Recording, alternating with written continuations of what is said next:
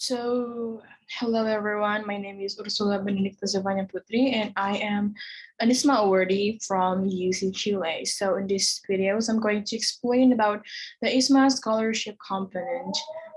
So, the first fee component that we're going to talk about today is the registration fee. So participants of the International Mobility Program will receive funding assistance in the form of registration fees according to the study program and the intended tertiary institution. The registration fee is the registration fee for the International Mobility Program for scholarship recipients within the academic universities. Next is cost of education. So basically, ISMA will pay for the tuition fee while we are studying abroad. Participants of the International Mobility Program will receive funding assistance in the form of education fee. Next is arrival fund. So when we're moving into a new country, when we are preparing for our arrival in a country, we must understand that there is some fees that we must to conduct. For example, when we want to buy house appliances or when we want to settle in a city, we need to use money. So ISMA will provide arrival fund, and the fund is given to program participants in the framework for the transfer of program participants from their domicile to a university city. Next is monthly living fund. This is also the living allowance for the ISMA awardee if they are wanting to live in the host country. For example, the food, all of the appliances during the stay. So ISMA will provide that in the form of monthly living fund. Next is transportation fund. Transportation fund is a fund given to the context of traveling to and from return from the domicile of the activity that participants have during the ISMA scholarship. So the transportation fund includes two kind of fund. The first one is the ticket from Jakarta to the country. And the next is the ticket from the hometown to Jakarta.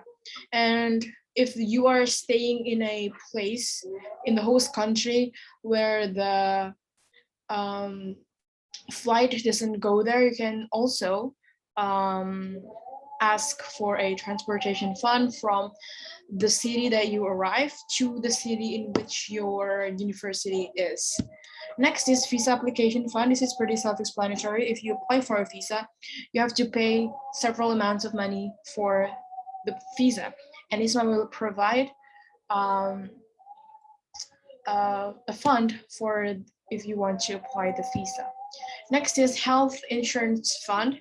In some countries, you require this, and even though not all countries ask you for the health insurance, but ISMA will provide health insurance in case of medical emergency during the stay in the host country throughout the ISMA scholarship program. So health insurance fund help the awardee to feel safer, to have like a medical access to when they need it in the form of health insurance, and ISMA provided that. Next is departure/return PCR fund.